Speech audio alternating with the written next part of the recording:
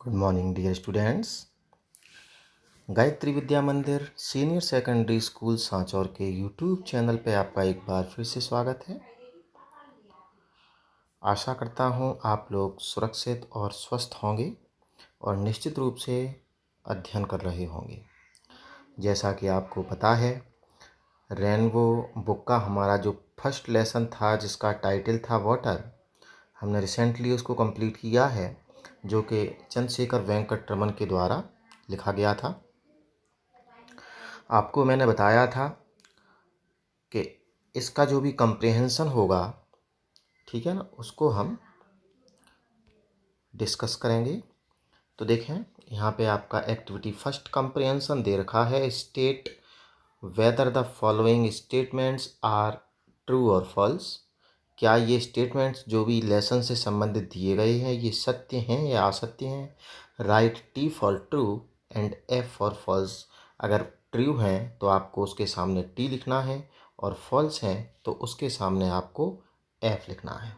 ठीक है ना। चलो अब हम देखते हैं। आपका सबसे पहला ही सेंटेंस है। लेसन को आपने बखूबी पढ़ा है। जहाँ तक मेरा प्रयास रहा है वहाँ तक मैंने अच्छी तरीके से उसको व्याख्या करते हुए समझाने का प्रयास किया है। देखें, सबसे पहला सेंटेंस आपका है water has power to carry silt. कि water has power to carry silt, के पानी के अंदर ताकत होती है टू कैरी यानी ले जाने की, सिल्ट यानी गाद को, अर्थात उस चिकनी मिट्टी को। और आप जानते भी हैं कि पानी के अंदर तो ताकत है कि मिट्टी को तो क्या वो और भी भारी भारी चीज़ों को बहा के ले जा सकती है।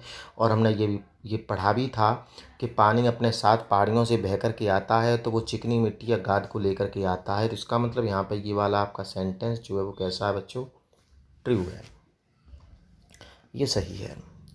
नेक्स्ट सेंटेंस है आपका water has played an important role. कि पानी ने एक बहुत ही महत्वपूर्ण भूमिका अदा की है in shaping the course of the earth history, यानी पृथ्वी के इतिहास की कोर्स यानी दिशा को रूप या स्वरूप या आकार प्रदान करने में। और इसको भी हमने उस टाइम पढ़ा था, ठीक है ना। और हमें पता है कि ये भी आपका सेंटेंस जो है वो कैसा है, ट्रू है। वास्तव में पानी ने पृथ्वी के इतिहास की दिशा को आकार प्रदान करने में एक महत्वपूर्ण भूमिका अदा की है। आपके लेसन का जो पहला ही पैराग्राफ था उसमें इसका जिक्र किया गया है। अब देखते हैं हम नेक्स्ट आपका सेंटेंस। देखें, water is not basis of life. कि water is not basis of life यानी जल जीवन का आधार नहीं है। और बच्चों आप जानते हैं कि ये कथन पूर्णतया असत्य है, क्योंकि जल ही जीवन का आधार है। और असत्य है तो आपको यहाँ पे क्या करना है, ये हो गया एफ, ठीक है ना, फॉल्स हो गया। तो फर्स्ट के दोनों जो हैं ट्रू हैं, ये आपका फॉल्स है। ये केवल इसलिए होता है कि ये इवेल्युएशन करने के लिए, ये जांचने के लिए कि आपने लेसन को वास्तव में सही तरीके से बारीकी से पढ़ा है या नहीं। तो छोटे छोटे सेंटेंस वहाँ से पूछ लिए जाते हैं। आपने अगर पढ़ा होगा सही से तो आप सही से जवाब दे सकते हैं, अन्यथा आप गलत दे देंगे। नेक्स्ट सेंटेंस देखें, कंजर्वेशन ऑफ वाटर। कंजर्वेशन आप समझते हैं, संरक्षण। वाटर यानी पानी का। एंड एफॉरेस्टेशन यानी वनीकरण करना, पौधों को लगाना, पेड़ों को रोपना, are not connected with each other.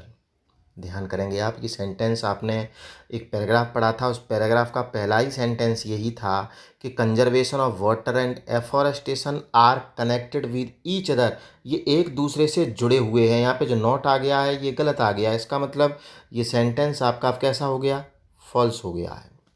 यहाँ पे ये कह रहे हैं कि जल का संरक्षण और वनीकरण जो है एक दूसरे से जुड़े हुए नहीं हैं, जबकि जल का संरक्षण और वनीकरण एक दूसरे से पूर्णतया क्लोजली कनेक्टेड हैं, ठीक है, घनिष्ठ रूप से जुड़े हुए हैं। आपको समझाया था कि जब आप पेड़ों को रोपते हैं तो पेड़ों को रोपने से ही आपका जो वाटर का कंजर्वेशन है वो होना शुरू होता है। पानी अधिक से अधिक आप कंजर्व कर सकते हैं। नेक्स्ट सेंटेंस है आपका सॉइल इरोशन इज़ हार्मफुल। कि भूमि कटाव बहुत ही नुकसानदायक है to successful agriculture. Successful agriculture यानी सफलतम कृषि के लिए भूमि कटाव बहुत ही नुकसानदायक है। और वो आप जानते भी हैं कि सही बात है, तो ये आपका सेंटेंस कैसा है, ट्रू सेंटेंस है, ठीक है ना। तो ये तो आपके हो गए ट्रू फॉल्स, ठीक है ना, जिसका हमने अभी जिक्र किया। अब देखते हैं हम इसके जो नेक्स्ट एक पोर्शन देखो दे रखा है यहाँ पे, टिक द करेक्ट अल्टरनेटिव, यानी जो सही अल्टरनेटिव उसको आपको टिक करना है। चार चार विकल्प यहाँ पे दे रखे हैं, तो हम उनको भी एक बार देख लेते हैं। What is the true elixir, what is the true elixir of life, ऐसे भी कह सकते हो what is the true elixir, यानी देखा जाए तो वास्तव में सच्चा अमृत क्या है।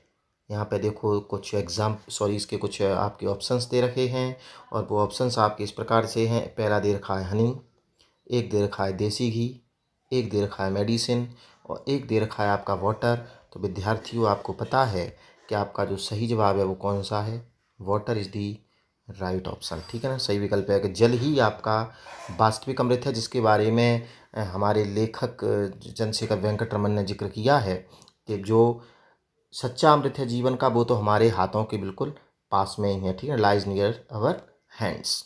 वो क्या है, वाटर। नेक्स्ट सेंटेंस है आपका, what is the cheapest form of internal transport, और इससे संबंधित आपका एक क्वेश्चन भी लास्ट ईयर एग्जाम में आया था कि cheapest form of internal transport यानी आंतरिक यातायात का सबसे सस्ता साधन कौन सा है। वो देख सकते हैं, क्या रोडवेज है सड़क के द्वारा, रेलवे रेल के द्वारा, ट्रेन के द्वारा, वाटरवेज या फिर एयरवेज। तो यहाँ पे आपको पता है आपका जो सही जवाब है वो क्या है, वाटरवेज यानी जलमार्ग, ठीक है ना। एक पैराग्राफ में पूरा इस वाटरवेज के बारे में बताया है। वहाँ पर उन्होंने ये भी कहा था कि we hear much about the development of railways and roadways but far too little, लेकिन हम बहुत कम सुनते हैं अबाउट दी कंस्ट्रक्शन ऑफ या फिर डेवलपमेंट ऑफ वाटरवेज, ठीक है ना। जलमार्ग के विकास के बारे में हम बहुत कम ही सुनते हैं। तो आपका सही ऑप्शन जो है वो हो जाएगा वाटरवेज। नेक्स्ट है,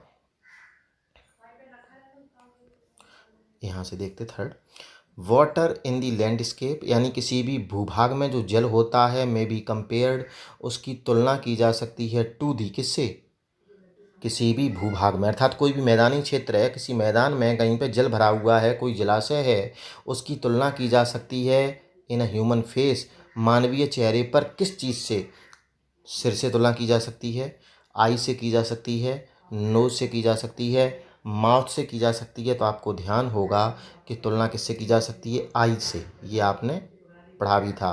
वाटर इन लैंडस्केप में be compare to the eyes in a human face. आप लेसन को फिर से एक बार रिवाइज करेंगे तो ये आपको मिलेगा। नेक्स्ट है,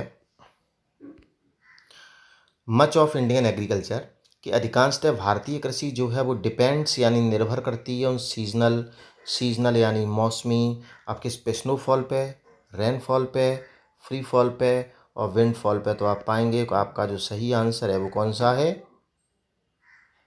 रेनफॉल, कि मौसमी बारिश जो है वो रेनफॉल पे यानी जो बारिश होती है उस पर निर्भर आपकी कृषि जो है वो करती है। तो ये आपके कंप्रेंशन के हो गए।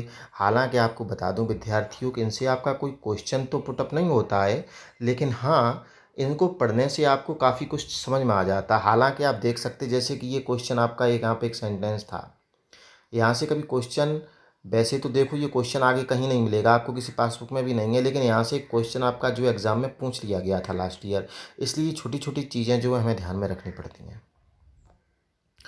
अब देखते हैं इसके ये आपके जो 20 to 30 वर्ड्स के जो क्वेश्चंस हैं, अर्थात ये सभी आपके शॉर्ट क्वेश्चन है। कैसे, ये शॉर्ट क्वेश्चन है। हालांकि देखा जाए तो इनका जिक्र हम जो है लेसन के दौरान कर चुके थे, फिर भी एक बार देख लेते हैं। How was Egypt made by the river Nile, यानी कि जो इजिप्ट है, जो मिस्र है, उसका निर्माण जो है किस प्रकार से नील नदी के द्वारा किया गया।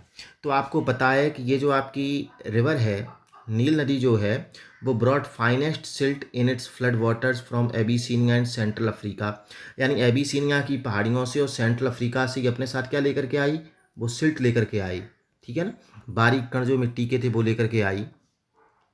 And created its valley in Egypt, और उसने क्या किया कि जो वैली थी, जो घाटी थी इजिप्ट की, मिस्र की, उसका निर्माण किया, उसमें उनको जमा दिया, और दिस फर्टाइल वैली, और ये ही उपजाऊ हो गई, क्योंकि ये मिट्टी कैसी थी, उपजाऊ, तो ये उपजाऊ घाटी जो है प्रूव्ड ए बून, ये एक वरदान, एक आशीर्वाद सिद्ध हुई थी in the creation of the civilization of Egypt, यानी मिस्र की सभ्यता के निर्माण के लिए। और 10 Egypt was made by river Nile, इस प्रकार से इसका निर्माण हुआ। ठीक है ना। नेक्स्ट आपका क्वेश्चन दे रखा है यहाँ पे, देख लें। नेक्स्ट है, what made the wonderful difference between the Libyan desert and the valley of the Nile, के मैंने इसका भी जिक्र बहुत बेहतर तरीके से आपको समझाया था, और स्पष्ट रूप से आपके शायद दूसरे पैराग्राफ में ही इसके बारे में सब कुछ दिया हुआ था। इसमें है कि लीबिया के मरुस्थल और नील नदी की घाटी के बीच आश्चर्यजनक अंतर किस कारण से था, तो वो भी आपको बता दिया गया था। देखा, द वंडरफुल डिफरेंस, आप देखो यहीं से देख सकते हो, the wonderful difference between the Libyan desert and the valley of the Nile was because of the respective presence of water. किसके कारण था? रेस्पेक्टिव प्रेजेंस या एब्सेंस ऑफ वाटर, यानी पानी की उपस्थिति और अनुपस्थिति के कारण नहीं था। बस इतना ही लिखना पड़ेगा, ये आपको यहाँ से शुरू करना पड़ेगा। The wonderful difference between the Libyan desert and the valley of the Nile was because of the respective presence and absence of the water, यानी एक तरफ तो पानी की उपस्थिति थी और एक तरफ पानी की अनुपस्थिति थी। ठीक है ना। तो इसके कारण ये दोनों में ही एक अंतर था। मैंने बताया था ना, मैं एक स्थान पे ऐसी जगह पे खड़ा था जहाँ पे मैंने एक तरफ देखा था तो केवल रेत का लहराता हुआ समुद्र था। ठीक है ना। और एक तरफ मैंने देखा था जहाँ पे हरियाली थी, जहाँ पे पूरी सभ्यता थी। तो वो अंतर जो है वो किस कारण से था? Presence and absence of the water. Next question, how does water add to the beauty of the countryside, कि किस प्रकार से जल जो है वो ग्रामीण क्षेत्र के सौंदर्य को बढ़ाता है। तो ये भी हमने अच्छी तरह से जिक्र किया था, आपको बताया था। द रेन फेड टैंक्स, यानी जो वर्षा से पोषित तालाब होते हैं, ठीक है ना, the rain fade tanks, little streams trickling over rocks in country side look very beautiful, यानी जो छोटी छोटी जलधाराएं जो कि ट्रिकलिंग ओवर दी रॉक्स, यानी जो ऊपर से पहाड़ियों से पानी इस प्रकार से रिश्ता रहता है, ये लुक वेरी ब्यूटीफुल कैसे लगते हैं? ये बहुत ही सुंदर दिखते हैं। वन कैन एंजॉय, कोई बने नहीं, एनी वन, कोई भी व्यक्ति कैन एंजॉय यानी आनंद ले सकता है अपॉन दी सन राइजिंग और setting over one of them, यानी इन जैसे कोई तालाब है और यहाँ पे सूर्य जो उदय जब होता है तो उसका जो रिफ्लेक्शन है वो तालाब में देखा जा सकता है, जब अस्त हो रहा है तो उसका भी रिफ्लेक्शन जो है तालाब में देखा जा सकता है। तो ये मनमोहक दृश्य होते हैं। तो इस प्रकार से जल जो है वो ग्रामीण क्षेत्र के सौंदर्य को बढ़ाता है। नेक्स्ट है, what role do water tanks play in South Indian agriculture, यानी दक्षिण भारत की कृषि में जो ये वाटर टैंक्स हैं वो किस प्रकार की भूमिका अदा करते हैं। तो यहाँ पे भी आपको बताया था कि water tanks provide good irrigation. Irrigation का मतलब जो वाटर टैंक्स हैं, तालाब हैं, वो क्या प्रोवाइड करते हैं? इरिगेशन प्रदान करते हैं। इरिगेशन यानी सिंचाई प्रदान करते हैं। और आपको बताया कि much of the rice is grown in dam, कि अधिकांशतः जो राइस होता है, जो चावल होता है, यानी तालाबों के अंदर उगाया जाता है। और दे यानी जो ये तालाब होते हैं, they are a good source of water to the crops, यानी फसल के लिए ये जल का अच्छा स्रोत या माध्यम होते हैं। तो इनसे जल मिलता है, इसलिए ये वाटर टैंक्स जो है वो साउथ इंडियन एग्रीकल्चर में महत्वपूर्ण भूमिका अदा करते हैं, क्योंकि धान और चावल जो वैसे भी पानी में उगता है और इसी तालाब के अंदर जो है अधिकांशतः चावल को मैसूर में उगाया जाता है। नेक्स्ट है, describe the formation of silt by river water, यानी उस नदी के पानी के द्वारा सिल्ट का निर्माण किस प्रकार से होता है उसको बताएं। तो मैंने बताया था कि जो रिवर्स है वो carry fairly large and heavy particles with their flood water, यानी जो उनका बाढ़ का पानी होता है वो अपने साथ जो भारी भारी कण होते हैं, जो बारीक कण होते हैं मिट्टी को, उनको अपने साथ बहा करके ले जाता है। Flowing with water to long distance, और पानी के साथ बह करके कहाँ जाता है? लंबी दूरी तक वो कण जो हैं वो चले जाते हैं। और दीज पार्टिकल्स आर रब टुगेदर, ये एक दूसरे से क्या, ये कण जो है एक दूसरे से क्या हो रहे हैं? रब हो रहे हैं, एक दूसरे से रगड़ते रहते हैं। और this way they turn into very fine quality clay silt, और इस प्रकार से कि बारीक सी सिल्ट या गाद या चिकनी मिट्टी का रूप ग्रहण कर लेते। पहले तो बड़ा पत्थर था, फिर घिसते घिसते टकराते टकराते वो छोटे छोटे कणों में विभाजित हो जाता है, चिकनी मिट्टी का रूप ले लेता है। And the next one is what are the successive steps in the process of soil erosion, यानी जो एक भूमि कटाव की जो प्रक्रिया है उसके सक्सेसिव स्टेप्स क्या हैं, इसको हमने अच्छी तरह से डिस्कस भी किया था। और आपको बता दूं दोनों ही ये क्वेश्चन जो हैं ये बहुत ही महत्वपूर्ण हैं आपके, कि उनके भूमि कटाव के प्रोसेस क्या है और उसको किस प्रकार से चेक किया जा सकता है, कैसे उसको रोका जा सकता है। तो पहले तो उसके हम जो प्रोसेस है, जो प्रक्रिया, वो देख लेते हैं। मैंने बताया था earliest steps in the process of soil erosion generally go unnoticed, बिल्कुल इसी प्रकार का सेंटेंस आपकी किताब में लिखा हुआ है कि सबसे पहला जो एक चरण है, जो स्टेप है, वो तो गो अननोटिस्ड, यानी उस पर तो ध्यान ही नहीं जाता है। Then the soil is cut up and washed away, उसके बाद जो मिट्टी होती है वो कट हो जाती है और वॉश अवे यानी वो बह जाती है। और वो कट के जब बह जाती है तो आपको पता है कि जो गहरी गहरे खड्डे होते हैं, जो खाइयाँ होती हैं, उनका गलीज एंड रेवेंज, यानी जो गड्ढे होते हैं, खाइयाँ होती हैं, वो ज़मीन में दिखाई देने लगती हैं। 10 very precious layer of soil is washed away, इस प्रकार से जो महत्वपूर्ण या बहुमूल्य मिट्टी होती है, जो उपजाऊ मिट्टी होती है, वो बह करके दूसरे स्थान पर चली जाती है। लास्ट है what are the various measures suggested to check the soil erosion, यानी भूमि कटाव को रोकने के लिए कौन कौन से सुझाव जो हैं वो दिए गए हैं। तो उसमें मैंने आपको बताया था, एक तो मैंने बताया टेरेसिंग ऑफ दी लैंड, यानी भूमि में जो ढलान है, जो स्लोप है, उनको समाप्त करना, उसको कैसा करना, समतल कर देना। एक चीज़ बताई थी कुंटर कल्टीवेशन, सीढ़ी नुमा, इस प्रकार से सीढ़ी नुमा, ठीक है ना, इस प्रकार से सीढ़ी नुमा जो फसल है उसको करना। एंड कंस्ट्रक्शन ऑन बंस, यानी बंस यानी बांधों का निर्माण करना। बांधों का निर्माण करेंगे तो पानी जो है यहाँ पे कैसा हो जाएगा, एकत्रित हो जाएगा, जिससे कि आगे पानी नहीं जा पाए, to check the flow of water. और इसके साथ साथ एप्रोप्रिएट ट्रीज, यानी उपयुक्त पेड़ जो है should be planted in all possible and impossible areas, यानी प्रत्येक संभव और प्रत्येक असंभव क्षेत्रों में जो पेड़ होते हैं उन पेड़ों को रोपना, ठीक है ना। ये आपके वो तरीके हैं जिन तरीक़ों से आप इस सॉइल इरोशन को, इस भूमि के कटाव को रोक सकते हैं। तो ये आपके जो क्वेश्चन थे, शॉर्ट क्वेश्चन थे, इनको हमने डिस्कस किया है। आप जो ये लॉन्ग क्वेश्चन दे रखे हैं इनको भी आप स्वयं पढ़ने का प्रयास करेंगे, आप पाएंगे कि जो आपने शॉर्ट क्वेश्चन देखे हैं उनमें से ही कहीं ना कहीं इनके आंसर भी आपको मिलते हैं, थोड़े बड़े करके लिखे हुए हैं। तो इनको आप पढ़ने का प्रयास करें। उम्मीद करता हूँ ये सभी जो क्वेश्चन थे, शॉर्ट क्वेश्चन, आपको समझ में आए होंगे, तो इनको याद करने का प्रयास करें। और अगले वीडियो में अब हमारा जो अगला लेसन है, रूम 10/8, यानी 10/8 का एक कमरा, जो कि KS दुग्गल यानी करतार सिंह दुग्गल के द्वारा लिखा गया एक बहुत ही अच्छी एक स्टोरी है, एक व्यंग्यात्मक एक कहानी है, जिसको हम लर्न करेंगे, जिसको रीड करेंगे। तो उसके जो भी कुछ वर्ड्स हैं पहले आप उनको लर्न करें, उसके बाद हम देखते हैं। तब तक आप पढ़ते रहें, स्वस्थ रहें, सुरक्षित रहें। धन्यवाद।